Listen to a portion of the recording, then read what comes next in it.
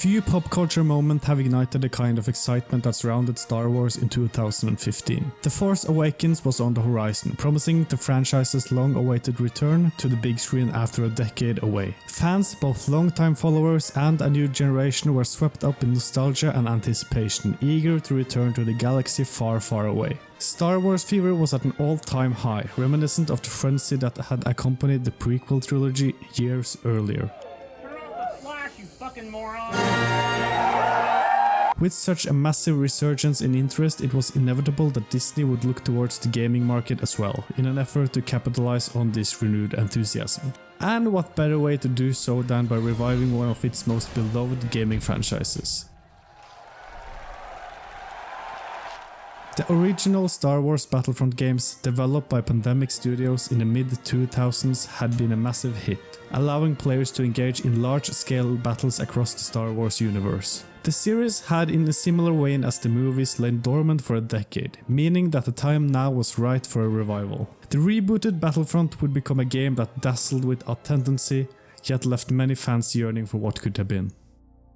After acquiring Star Wars in 2012, Disney cancelled or shut down several planned projects, including video games, TV series and films. The closure of LucasArts in April 2013 marked a significant shift as Disney moved Star Wars gaming to a licensing model rather than continuing in-house development. This decision disappointed many fans, as LucasArts had been an iconic name in gaming for just about 3 decades. Those who grew up with the studio mourned the end of an era, particularly frustrated by the cancellation of anticipated projects like Star Wars 1313, Star Wars First Assault and Empire at War 2, all of which were in the various stages of development. For fans, these moves gave Disney's takeover of Lucasfilm a rocky start. From a business perspective, however, the decision was more strategic. At the time, the Star Wars franchise had grown stagnant, and Disney likely sought to shake things up to rejuvenate interest to start making back its $4 billion investment. Just a month after shutting down LucasArts, Disney signed a 10-year exclusive deal with Electronic Arts, granting the publisher sole right to develop and release AAA Star Wars games for console and PC. At the time, this decision made sense. EA was one of the biggest gaming companies in the world, with popular and growing franchises like Battlefield, Mass Effect and FIFA, providing financial stability and global reach. The absence of LucasArts had left a massive void in Star Wars gaming, one that couldn't be easily filled. On June 10,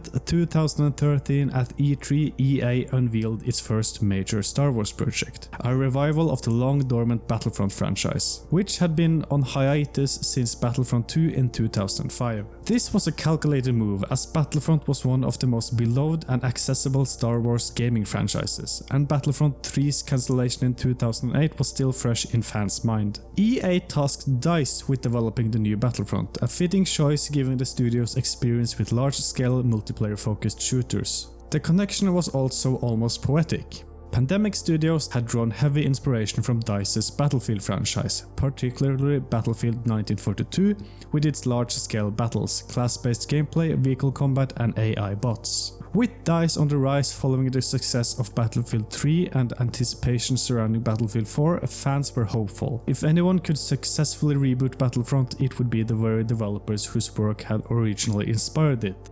Or so it seemed.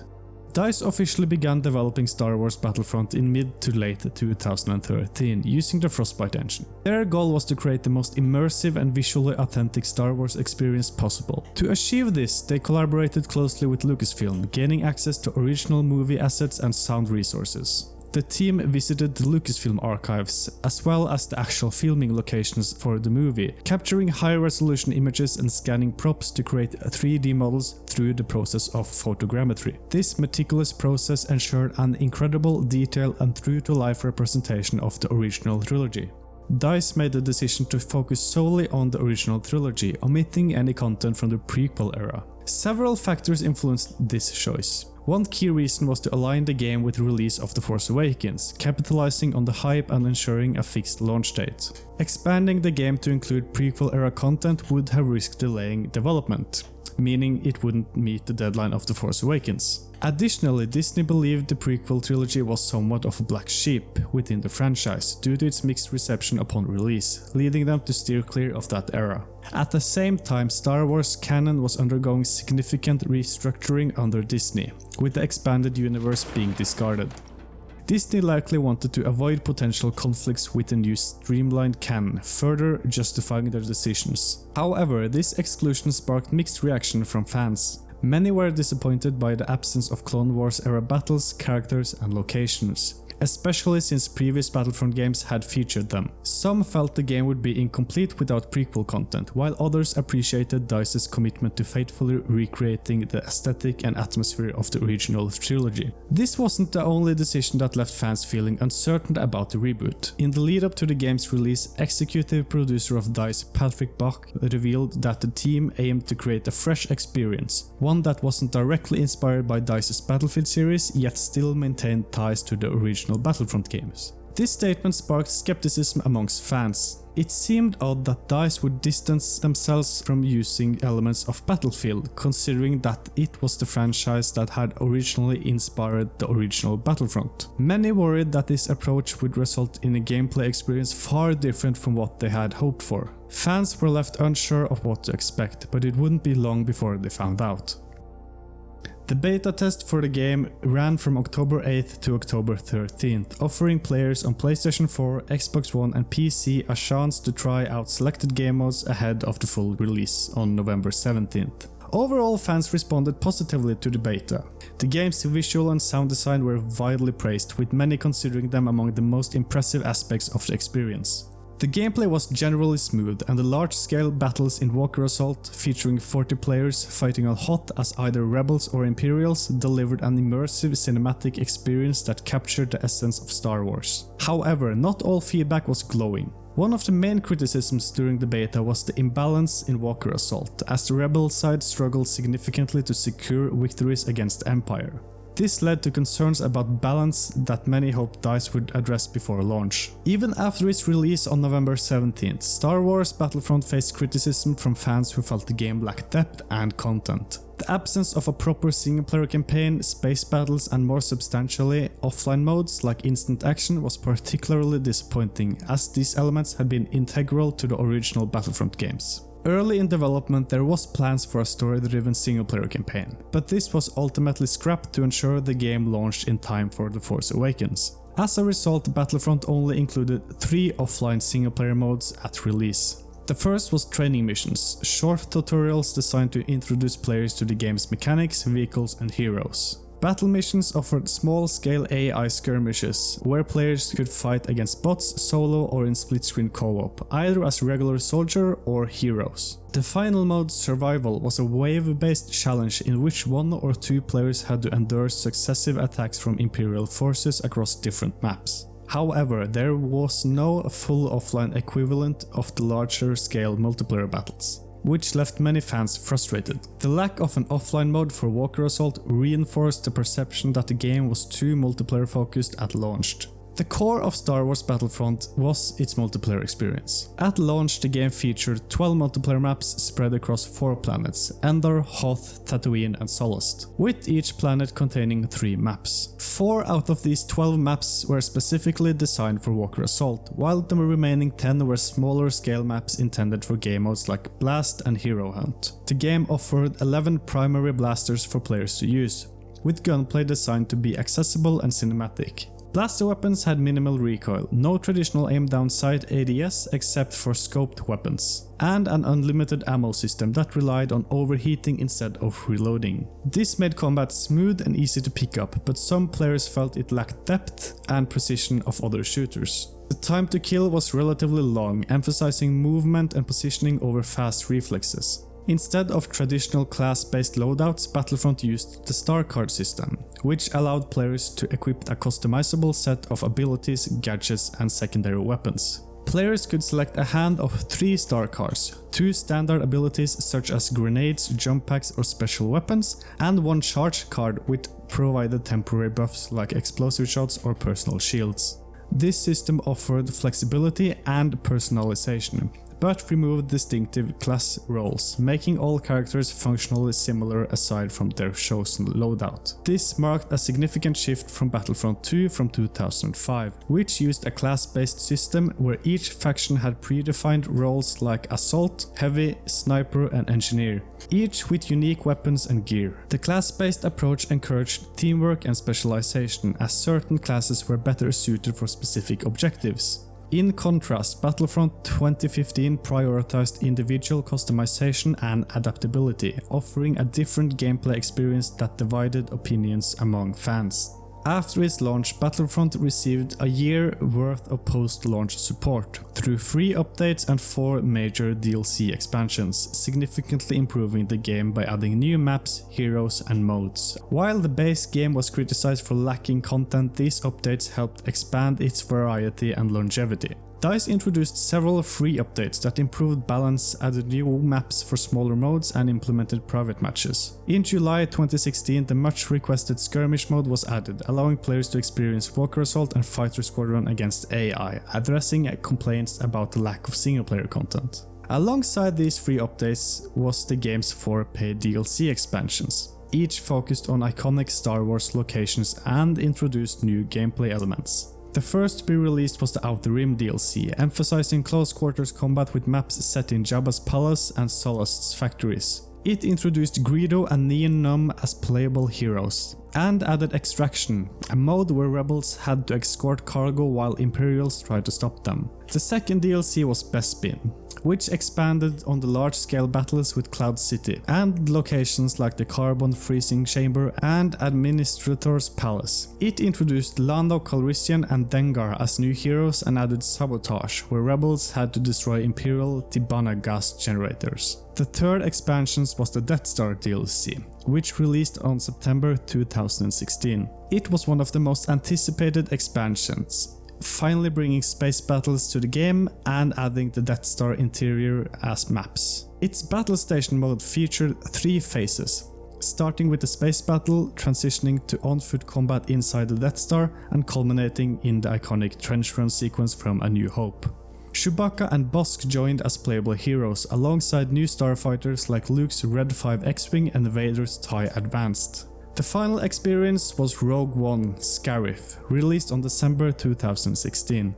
Released alongside Rogue One, A Star Wars Story introduced the tropical battlefields of Scarif, adding Jyn Erso and Director Krennic as new heroes. It also introduced Infiltration, a multi-phase battle where rebels fought their way through Imperial defenses, similar in structure to the Death Star DLC's game mode. These expansions greatly expanded Battlefront's content, making the game feel more complete over time. Though some fans remained frustrated that much of this content was locked behind the paid DLC. The expansion significantly enhanced Star Wars Battlefront, addressing early criticism about its lack of content, with the addition of 16 new maps, 8 heroes, new game modes, weapons and space battles. However, many fans argued that key features, especially space combat, should have been included at launch rather than locked behind paid expansions. Additionally, the Season Pass model fragmented the player base, making it more difficult for those without DLC to find matches. Despite its rocky start, Battlefront 2015 evolved into a more robust and enjoyable experience throughout its lifecycle, with post-launch support. The lessons learned from its release directly influenced Battlefront II from 2017, which launched with more content upfront but faced backlash for its controversial lootbox-based progression system instead of paid DLC model. Getting swept up in the Star Wars frenzy of 2015 was almost inevitable. Fans of all ages rejoiced as the beloved franchise made its grand return. At 15 years old, I was no exception. I completely fell head over heels for all the new Star Wars content on the horizon. While I remained somewhat hesitant about Disney's acquisition and saddened by George Lucas' departure from the franchise, I was still eager to see what the future held. The prospect of experiencing a brand new trilogy in theaters was something I never imagined I'd get to enjoy. My introduction to Star Wars came through the Clone Wars series, which sent me spiraling down the rabbit hole of everything Star Wars. On the gaming side, I fell in love with Battlefront 2, and I spent countless hours playing it on my PlayStation 2. So the idea of both a new trilogy of films and a new Battlefront game, developed by my then favorite game studio, was almost too good to be true. Naturally, I picked up Battlefront at launch and played the hell out of it. For a long time, it was my absolute favorite game. Looking back at the game 10 years later haven't really changed how I look at the game. At least not from a how fun is it perspective. I went back to test the game to see if it's still as fun as I remember, and it sure is. The environments, the sounds, the graphics and immersion that the game brought was a notch over exceptional. I still believe that Battlefront 2015 is one of, if not the most realistic looking and sounding Star Wars game ever made. How the environments react to the players, the micro-destruction on Endor, the light shining through the treetops, the fauna that moves when you walk through it, and who can forget the thermal imploder.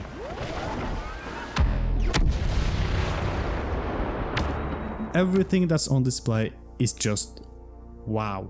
DICE really knocked it out of the park with this game, presentation-wise at least. I remember seeing the reveal trailer of the game thinking, it's no way that this game looked this good, and it has to be a Watch Dogs situation where the game comes out and it looks significantly different to what's being presented in the trailer. But no, what we saw in the trailer was exactly what we got in the final game, and it's nothing but incredible. Even by today's standards. Just take a look at this.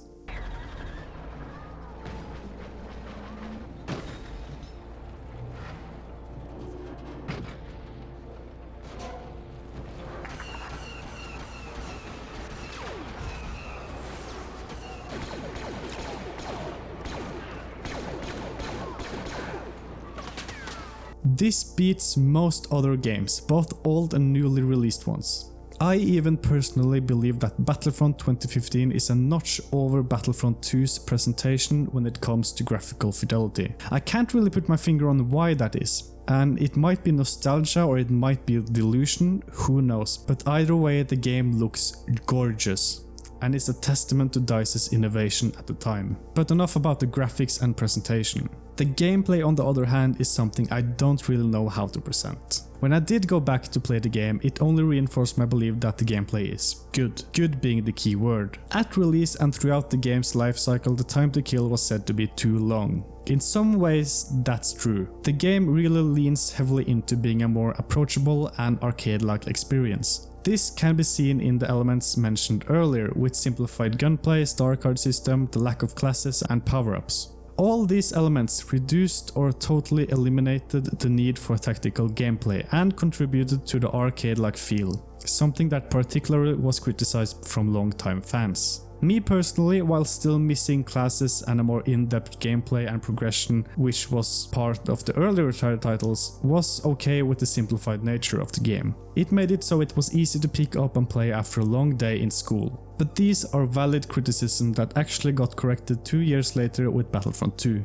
The biggest letdown for the game, however, was the lack of content at launch. There was skepticism when EA got the license to publish Star Wars games, that it would entail that the games would suffer from the company's ever-growing reputation of releasing games unfinished and with a lack of content. This fear amongst fans were warranted since Battlefront, as stated earlier, launched with abysmally little content for a AAA game. It did, however, launch in a stable state, which is unusual for EA and DICE games. Some of this can, however, be attributed to forcing the game to be released coinciding with The Force Awakens, putting unnecessary time pressure on the developers, making them cut corners to make the deadline in time, as can be seen with the missing campaign. The lack of single-player content and focus on multiplayer also seems like an attempt to milk the most out of the player base, especially when one takes into consideration how most of the content of the game was locked behind a paywall. The game launched basically with 50% of the content missing, which later would be added through the DLCs, which one would have to pay for.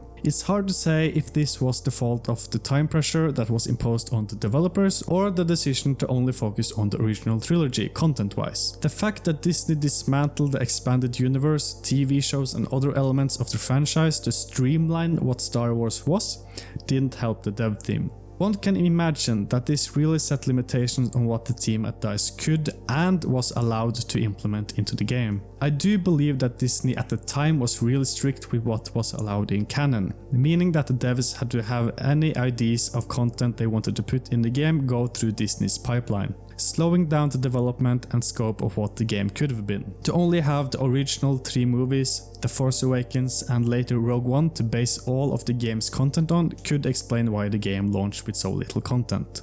The amount of content given and how it was distributed later through DLCs can be explained that if EA and DICE were not to do it this way, there basically wouldn't be any content to have as DLC and sell to the customers, meaning less money for Disney and EA. While still on the more speculative aspect around the game, it's interesting to wonder how much of the casual-friendly game design is the fault of DICE themselves or the meddling of Disney and EA. It's not too much of a reach to think that Disney wouldn't do anything in their power to maximize profits to make up for the $4 billion investment. It would therefore be plausible for Disney to impose certain constrictions on the developers such that the game should be accessible for as many people as possible. This might have inadvertently led to this arcade-like simplified experience that we got at release. This is total speculation from my side, since I haven't found any concrete evidence that this is the case. But it still feels somewhat weird that DICE would stray so far from the design of the original Battlefront titles, especially since it's so close to their own Battlefield franchise. Even so, if the case were that they wanted to try something new, I find this kinda hard to understand. It's hard to say if this is correct or not, and the answer to these speculative questions may never be answered, unfortunately. Another part of the experience was the heroes. These were fun to play as they were all powerful and was true threats to anyone encountering them on the battlefront. But there was a few problems. The lightsaber combat was lackluster. It only consisted of a few animations that repeatedly played. It was not a problem against regular infantry, but if you were to come across Darth Vader and Luke Skywalker, the fight would boil down to a clunky back and forth between the two characters. On that note, there were only 2 hero characters with lightsabers you could play as, Luke and Vader. Other than that, the hero characters usually used blasters, some more powerful than others. The heroes were designed in such a way that you could not regenerate health if you were damaged, meaning that there was a set amount of time you could play as them before you died. This was probably an effort to combat the star card system, which made it so that a player had to find the hero star card in order to play as one. Meaning that if you wanted to play as a hero, then you had to rely on luck and RNG, which many players disliked. Were you so lucky to get the hero star card, then you could turn the tides of the battle. Some heroes were so overpowered, meaning that skilled players could easily get 50 to 70 kills before being defeated by the other team, Boba Fett being one of them. With his jetpack and mobility plus his highly damaging blast rifle meant that he could do tons of damage on the enemy team while being hard to hit while flying around. The heroes were a lot of fun to use, but might have been too overpowered in certain hands and situations.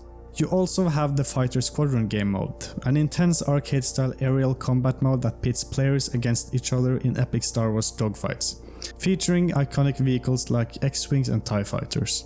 While many players enjoyed the fast-paced cinematic action and accessibility of the mode, however, others felt that the flight mechanics were overly simplified, lacking the depth and skill-based maneuverability seen in more simulation-style space combat games. The absence of full manual control, including the ability to roll freely, was a common complaint amongst those seeking a more tactical dogfighting experience. Battlefront 2015 was and still is a fun game, even a decade after its release. Despite its flaws, some of which were addressed through updates, many of its more fundamental issues were only rectified in its sequel. That game reintroduced key features such as distinct classes, a large variety of content, and deeper gameplay mechanics. But that's a discussion for another time. While Battlefront 2015 may not have been exactly what longtime fans had hoped for, it was undeniably a commercial success. The game sold over 9 million copies within its first month, surpassing EA's expectations, and by May 2016 it had shipped over 14 million copies, making it one of the best-selling Star Wars games ever. Combined with post-launch DLC sales, it generated massive revenue for EA. This success can mostly be traced back to the Star Wars craze at the time, but also the legacy built and left behind by the original titles, showing just how influential and successful these early games were, more so than what Battlefront 2015 actually brought to the table. The game has many flaws and shortcomings that keep it from reaching the quality and appraisal that the original games got. These problems stem from several factors as once mentioned above. It feels somewhat weird that Battlefront 2015 took such a drastically different approach from its predecessor, whether due to Disney's influence, EA's business strategies, or DICE's creative decision. The final product was a game that balanced stunning presentation with simplified gameplay. One that, despite its shortcomings, still managed to capture the essence of Star Wars in a way few games ever have. There's a shame that the game is dead in 2025. The game lacks both crossplay and a dedicated server browser, which makes it almost impossible to find a game. As of writing, there's only a peak of 78 players in the last 24 hours, not enough to fill 2 matches of Walker Assault. These factors unfortunately make the game unplayable in 2025, with the exception of some Discord channels that occasionally organizes times to play to increase the player count. Other than that, the game is dead, and the single player experience that can be played isn't good enough to warrant playing the game, other than for nostalgic reasons. Looking back a decade later, Battlefront 2015 remains a fascinating entry in Star Wars gaming history. It was a game that divided opinions, yet undeniably played a key role in shaping the franchise's future in the gaming space. While some will always see it as a missed opportunity, others still appreciate it for what it did well. It may not have been the Battlefront revival we wanted, but it was an unforgettable experience either way. One that for a moment made us all feel like we were a part of the galaxy far, far away.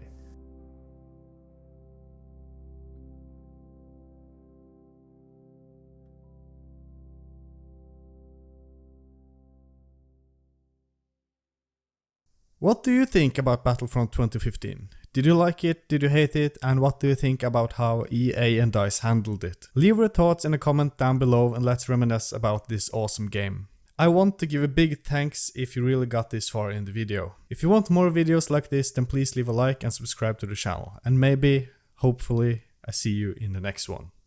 Goodbye.